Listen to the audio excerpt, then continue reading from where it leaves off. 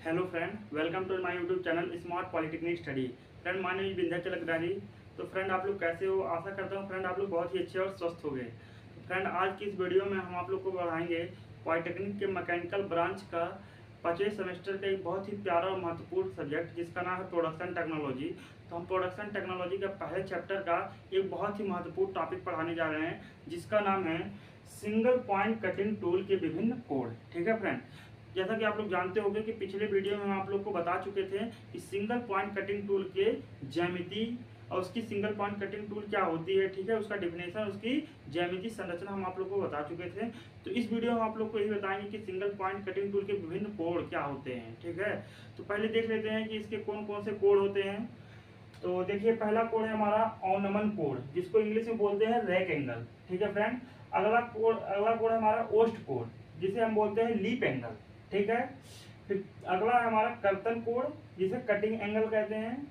चौथा कोड हमारा है सहायक कोड। ठीक है फ्रेंड, इसे बोलते हैं रिलीफ एंगल। और पांचवा कोड है अंतः कर्तन कोर कोड, जिसे इंग्लिश में बोलते हैं इंड कटिंग एडेज एंगल। ठीक, और छठवां हमारा कोड है पार्श्व कर्तन कोड, जिसे हम बोलते हैं साइड कटिंग एडेज एंगल। ठीक है फ्रेंड, और सातवां हमारा होगा कौन सा कोड? नासिका त्रिज्या। ठीक है, नोज रेडियस। यही कोड हमको पढ़ने हैं किसमें? सिंगल पॉइंट कटिंग टूल में। आप लोग सिंगल पॉइंट कटिंग टूल देखे होंगे जिसमें कई कोड निकले होते हैं, उन कोडों का कुछ नाम होता है। ठीक है, जिसको हम निम्न प्रकार से मेंशन किए हैं यहाँ पर। क्या है? पहला ऑनमन कोड, दूसरा हमारा ओस्ट कोड, तीसरा कर्तन कोड, चौथा सहायक कोड, पांचवा अंतः कर्तन कोड, और छठवा पार्श्व कर्तन कोड, और सातवां नासिका त्रिज्या। ठीक है फ्रेंड, तो पहला देख लेते हैं ऑनमन कोड क्या होता है, रेक एंगल किसे कहते हैं। ठीक है, तो देख लीजिए, औजार के फलक तथा आधार के समांतर एक तल में, औजार के फलक तथा आधार के समांतर एक तल के मध्य बनने वाले कोड को हम क्या बोलते हैं? ऑनमन कोड बोलते हैं। ठीक है फ्रेंड, अगला क्या होता है? ओस्ट कोड। ओस्ट कोड क्या होता है देख लीजिए। देखिए, ओस्ट कोड क्या होता है? औजार के फलक तथा पार्श्व के मध्य। औजार के फलक, आप लोग सिंगल पॉइंट कटिंग टूल देखे होंगे, जो मैं डायग्राम बनाया था, तो उसमें औजार के फलक तथा पार्श्व, पार्श्व होता है, एक पार्श्व बनाया था ना वहां पर। औजार के फलक तथा पार्श्व के मध्य बनने वाले कोड को ही हम ओस्ट कोड कहते हैं। ठीक है, और इस ओस्ट कोड को हम तीव्रता देख लीजिए। कर्तन code, cutting angle. Cutting angle क्या हो जाता है? औजार के फलक तथा बिंदु से होकर जाने वाली रेखा के बीच बनने वाले कोड को ही कर्तन कोड कहते हैं, कटिंग एंगल कहते हैं। ठीक है, यह कटिंग एंगल क्या होता है? जो कार्यखंड के उस बिंदु पर स्पर्श करता है। ठीक है, जो कार्यखंड के कटिंग बिंदु पर स्पर्श करता है। ठीक, अगला हमारा है चौथा सहायक कोड। औजार के पार्श्व, फ्लैंक जिसे बोलते हैं, पार्श्व तथा कर्तन बिंदु से आधार तक, आधार पर, कर्तन बिंदु से औजार के आधार पर खींची जाने वाली लंब रेखा के बीच बनने वाले कोड को ही हम क्या बोलते हैं? सहायक कोड बोलते हैं, रिलीफ एंगल। Clear friend? कोई डाउट? अगर कोई डाउट हो तो आप लोग कमेंट करके बताइएगा, हम उसका फिर से आप लोग को समझाने का प्रयास करेंगे। ठीक है फ्रेंड, तो अगला देखिए हमारा अंतः कर्तन कोड। अंतः कर्तन कोड वह कोड होता है जिसके द्वारा किसी कार्यखंड को हम कटिंग क्रिया करते हैं। ठीक है फ्रेंड, और उसके बीच बनने वाले कोड को हम अंतः कर्तन कोड कहते हैं। ठीक है, यानी कि यह कार्यखंड को कटिंग करने में सहायता प्रदान करते हैं। ठीक है, अगला हमारा आता है पार्श्व कर्तन कोड, साइड कटिंग कर्तन कोड। एक ऐसा कोड होता है जिसके माध्यम से अधिकांश कटिंग क्रियाएं की जाती हैं, मतलब मैक्सिमम कटिंग प्रोसेस होती है। ठीक है, किसके माध्यम से? पार्श्व कर्तन कोड के माध्यम से। ठीक है, और यह कोड औजार की आयु बढ़ाने में सहायता प्रदान करती है। ठीक है फ्रेंड, अगला आता है हमारा नासिका त्रिज्या, नोज रेडियस। नोज रेडियस क्या होता है? देखिए फ्रेंड, नासिका त्रिज्या क्या होता है? अंतः कर्तन कोड तथा पार्श्व कर्तन कोड के मिलान बिंदु को ही हम नासिका त्रिज्या कहते हैं। ठीक है फ्रेंड, यह एकदम नुकीला नहीं होता है, यह कुछ पॉइंट दबा होता है। ठीक है, शार्प नहीं होता है एकदम। तो यही रहता है फ्रेंड हमारा सिंगल पॉइंट कटिंग टूल के विभिन्न कोड हो गए, ठीक है। आप लोग जैसा कि इसका नाम देख लीजिए, अवनमन कोड, ओष्ठ कोड, कर्तन कोड, सहायक कोड, अंतर कर्तन कोड, पार्श्व कर्तन कोड, फिर नासिका त्रिज्या, ठीक है।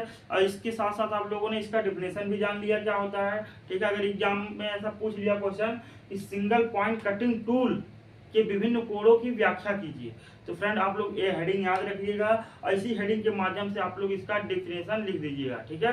और कोशिश करिएगा एक डायग्राम भी बना दीजिएगा सिंगल पॉइंट कटिंग टूल का, ठीक है, जो समझने में आसानी होगा आप लोग को, ठीक है, और एग्जामिनर को भी समझाने में आसानी होगा, ठीक है फ्रेंड। तो चलिए अगला टॉपिक शुरू करते हैं। अगला टॉपिक है हमारा टूल सिग्नेचर, जिसको हिंदी में बोलते हैं औजार हस्ताक्षर। तो औजार हस्ताक्षर क्या होता है और इसके प्रभाव क्या होते हैं, ठीक है फ्रेंड। तो औजार हस्ताक्षर देखिए क्या होता है, टूल एंगल को दर्शाने का सुविधाजनक तरीका औजार हस्ताक्षर होता है, ठीक है। टूल एंगल अभी आपको अभी जस्ट पिछले टॉपिक पढ़ाए हैं क्या, सिंगल पॉइंट कटिंग टूल के विभिन्न कोड, ठीक है। तो टूल एंगल यानी कि टूल के विभिन्न कोडों को दर्शाने के लिए, ठीक है, एक सुविधाजनक तरीका हमारा क्या होता है, टूल सिग्नेचर होता है, ठीक है। तो टूल सिग्नेचर क्या करता है, टूल सिग्नेचर औजार हस्ताक्षर एक ऐसा सुविधाजनक तरीका है जो सिंगल पॉइंट कटिंग टूल के विभिन्न कोडों को एक सुविधाजनक तरीका यानी कि एक सीरीज में रखने का कार्य करता है। यह कोडों को इंगित करने का कार्य करता है और यह कोडों को दर्शाता है, ठीक है फ्रेंड, जिसको औजार कटिंग के दौरान प्रयोग करता है। और यह जो टूल सिग्नेचर होता है इसका प्रयोग जब कटिंग क्रिया होती है औजार के माध्यम से, तो वहां पर हम इसका प्रयोग करते हैं, ठीक है। एकल बिंदु कर्तन औजार के विभिन्न कोडों को दर्शाने का एक मतलब कार्य करता है क्या, टूल सिग्नेचर, ठीक है। तो अब देखिए, एकल बिंदु कर्तन औजार के हस्ताक्षर वाले 7 तत्व हमेशा निम्न क्रम में दर्शाए जाते हैं। अब जो हमारा टूल सिग्नेचर होता है ना, वो सिंगल पॉइंट कटिंग टूल के विभिन्न कोडों को एक क्रम में दर्शाता है, ठीक है। जो क्रम यहाँ पर हम लिख दिए हैं, और यह कितने क्रम है, 7, ठीक है। 7 एंगल को एक सीरीज में दर्शाता है। कौन कौन सा देख लीजिए, पहला बैक रेक एंगल, ठीक है, जिसका एंगल कितना आता है 0 डिग्री। दूसरा हमारा आता है साइड रेक एंगल, ठीक है, जिसका कितना एंगल आता है 7 डिग्री, ठीक है, 7 डिग्री। और तीसरा हमारा है इंड रिलीफ एंगल 6 डिग्री, ठीक है फ्रेंड। और चौथा क्या हमारा साइड रिलीफ एंगल, इसका वैल्यू कितना है 8 डिग्री, ठीक। फिर उसके बाद से end cutting edges angle 15 degree, ठीक है फ्रेंड। अगला आता है हमारा छठवां साइड कटिंग एडेज एंगल, जिसका वैल्यू कितना है 16 डिग्री, ठीक है फ्रेंड। और सातवां हमारा है नोज रेडियस, जिसको हम 0.8 में कहते हैं, ठीक है, 0.8। तो यही हमारा क्रम है, ठीक है। ये नहीं कि आप यहाँ से फिर पढ़े फिर नोज रेडियस आ गया फिर साइड कटिंग एडेज ना, उल्टा सीधा नहीं, एक क्रम है इसका, किसका, टूल सिग्नेचर का, ठीक है।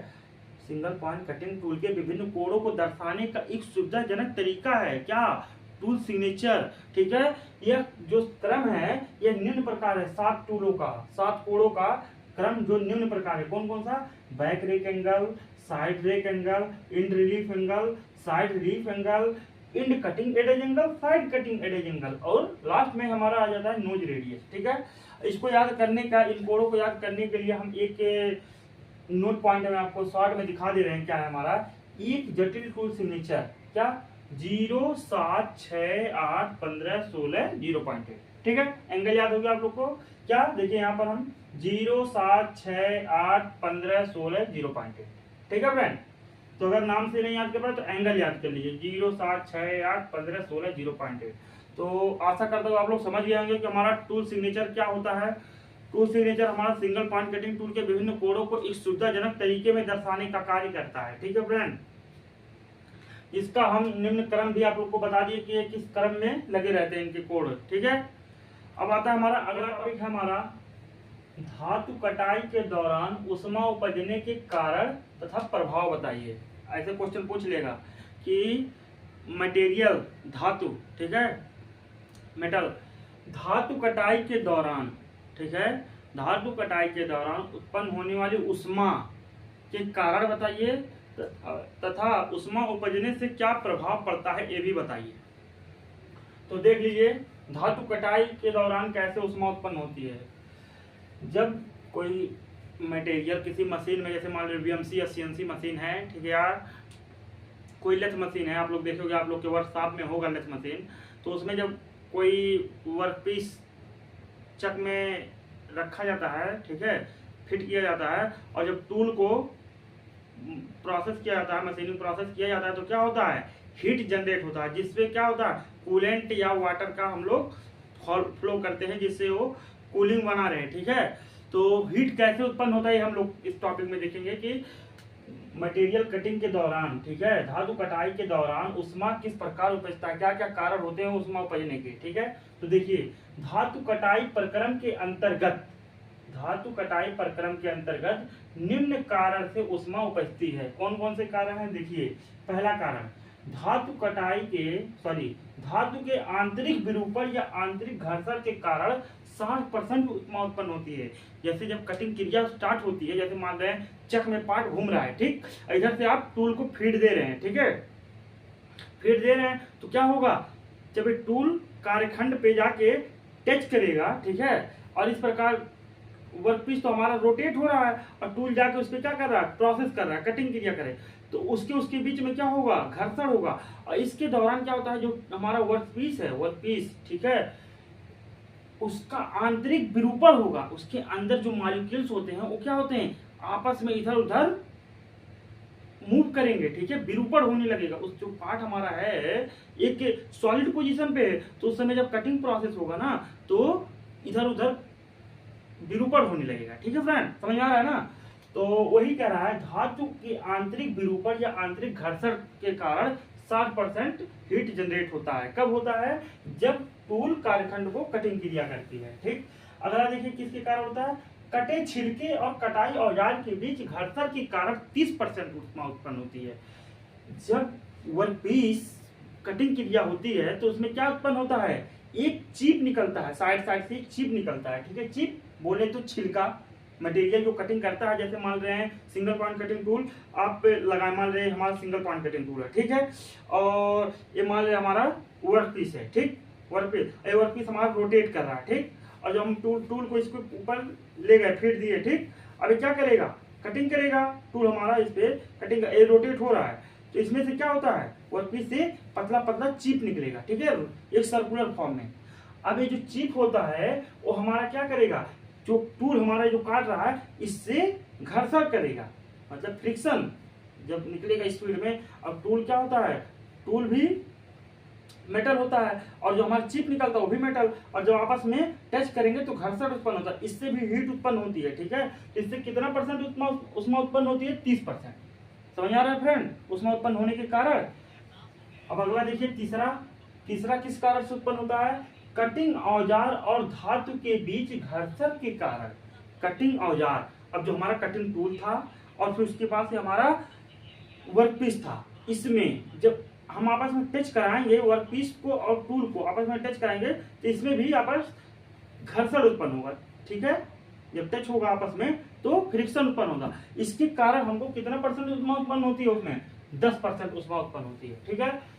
तो यही है इसका कारण ऊष्मा उत्पन्न होने का। पहला देख लीजिए, धातु के आंतरिक विरूपण या आंतरिक घर्षण के कारण 60% ऊष्मा उत्पन्न होती है।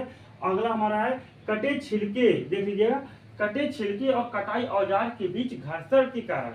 जब छिलका कटिंग होता है, चिप बोलता है उसको, इंग्लिश में चिप बोला जाता है, ठीक है, चिप और टूल के बीच फ्रिक्शन होने के कारण 30% ऊष्मा उत्पन्न होती है। और तीसरा क्या है, कटिंग औजार और धातु के बीच, कटिंग औजार जो हमारा कटिंग टूल है और मटेरियल वर्कपीस के बीच घर्षण के कारण 10% ऊष्मा उत्पन्न होती है। तो आशा करता हूँ समझ गए होंगे कि ऊष्मा उत्पन्न होने के कौन कौन से कारण हैं, ठीक। अब देख लेते हैं ऊष्मा उत्पन्न होने के कारण तथा इसके प्रभाव क्या क्या है, इसके इफेक्ट, ऊष्मा उत्पन्न होने से क्या क्या प्रभाव पड़ जाते हैं वर्कपीस पे। तो पहला देख लीजिए, धातु कटाई में कटाई के दौरान उत्पन्न उपजी ऊष्मा के प्रभाव, क्या क्या प्रभाव है। औजार की कठोरता में कमी आ जाती है, जो हमारा टूल लगा है, टूल कटिंग क्रिया कर रहा है ना, तो जब हीट उत्पन्न होता है तो क्या होता है, इसकी जो कठोरता होती है, सामर्थ्य होती है, कठोरता कम हो जाती है, ठीक है, क्योंकि हीट जब रहेगा इसके मॉलिक्यूल सीधा उधर मूव करेंगे, यानी कि ये उतना सॉलिड नहीं रहेगा, ठीक है। तो ये भी कठोरता इसकी कम हो जाती है, हार्डनेस कम हो जाती है, यानी कि टूटने की संभावना बढ़ जाती है इसकी। अगला देखिए, औजार की कार्य क्षमता घट जाती है और इसकी जो कार्य क्षमता होती है वो भी कम हो जाती है। मतलब कि जहाँ कार्य करता है, मतलब मैक्सिमम पार्ट को काटता है, वहाँ 2-4 पार्ट को काटेगा जब हीट उत्पन्न होने लगेगा। इसलिए हम मशीनिंग क्रिया के दौरान जब कार्यखंड को टूल कटिंग किया करता है तो वहाँ पर हम उसको हीट को कम करने के लिए हम कूलेंट का प्रयोग करते हैं, जिससे वहाँ पर शीतलन बनी रहे, ठीक है, हीट ना ज़्यादा उत्पन्न हो। तो क्या करता है उष्मा औजार की कठोरता को कम कर देता है। और फिर अगला है औजार की कार्य क्षमता को कम कर देता है, बताया हूँ ना आपको, वर्कपीस टूल की कार्य क्षमता को कम कर देता है। और तीसरा देखिए, औजार का जीवन काल कम हो जाता है और जो हमारा टूल होता है इसका लाइफ टाइम भी कम हो जाता है, ठीक है, अगर कूलेंट नहीं समय पे पड़ता है, इस पे हीट ज्यादा पड़ जाती है। तो जैसे मान लीजिए ये टूल हमारा चलना चाहिए 10 दिन चलना चाहिए, ठीक है, मशीनिंग प्रोसेस के दौरान 10 दिन चलना चाहिए, तो क्या होता है 8 दिन 7 दिन चलेगा और टूट सकता है, ठीक है फ्रेंड। यही होता है, इसकी कार्य जीवन काल भी कम हो जाता है। अगला देखिए, हीट उत्पन्न होने से क्या प्रभाव पड़ता है, कार्यखंड का विरूपण हो जाता है और जो हमारा कार्यखंड होता है ना उसमें सही प्रकार से फिनिशिंग नहीं हो पाती है, यानी कि उसकी विरूपण क्रिया होने लगती है, ठीक है। जैसे फिनिशिंग होती है ना, मान लीजिए हम लोग टर्निंग प्रोसेस कर रहे हैं टूल के माध्यम से वर्कपीस पे, तो जब वहाँ हीट उत्पन्न होगा तो सही से फिनिश नहीं होगा, इधर उधर खुरदुरापन आने लगेगा, ठीक है, यह समस्या आने लगती है। अगला देखिए क्या प्रभाव पड़ता है, कार्यखंड का हस्तांतरण कठिन हो जाता है और कार्यखंड को उठाने में और रखने में भी समस्या होने लगती है, ठीक है फ्रेंड। तो यही है टॉपिक जो हमारा धातु कटाई में उत्पन्न ऊष्मा के प्रभाव क्या क्या होते हैं, ठीक है। यही हमारा 5 टॉपिक है, यही प्रभाव पड़ता है, आप लोग यही लिख दीजिएगा। पेपर में ऐसे ही पूछ सकता है कि धातु कटाई के दौरान उत्पन्न होने वाली ऊष्मा के कारण बताइए तथा उसके प्रभाव को व्याख्या कीजिए, ठीक है। तो आप लोग हेडिंग डालिएगा ऐसे, धातु कटाई के दौरान ऊष्मा उपजने के कारण, ठीक है, तथा प्रभाव। तो पहले कारण उसका व्याख्या कर दीजिएगा, ठीक है। मैं यहाँ तो आपको केवल समझाने के लिए लिखा हूँ, बाकी आप लोग तो जानते ही हैं कितने अच्छे से आप लोग लिखते हो, ठीक है। तो धातु के आंतरिक विरूपण या आंतरिक घर्षण के कारण 60% ऊष्मा उत्पन्न होती है। इसी तरह आप लोग इसको पूरा लिख दीजिएगा। फिर आता है धातु कटाई में उत्पन्न ऊष्मा के प्रभाव, ठीक है, प्रभाव लिख दीजिएगा, क्या क्या प्रभाव पड़ जाते हैं, ठीक है फ्रेंड। तो यह टॉपिक आपका खत्म होता है। अब मिलेंगे अगले वीडियो में जिसमें हम पढ़ाएंगे आपको इस चैप्टर का अगला टॉपिक, ठीक है फ्रेंड। तो आज के लिए बस इतना ही फ्रेंड, फिर मिलते हैं नेक्स्ट वीडियो में। Thank you friend.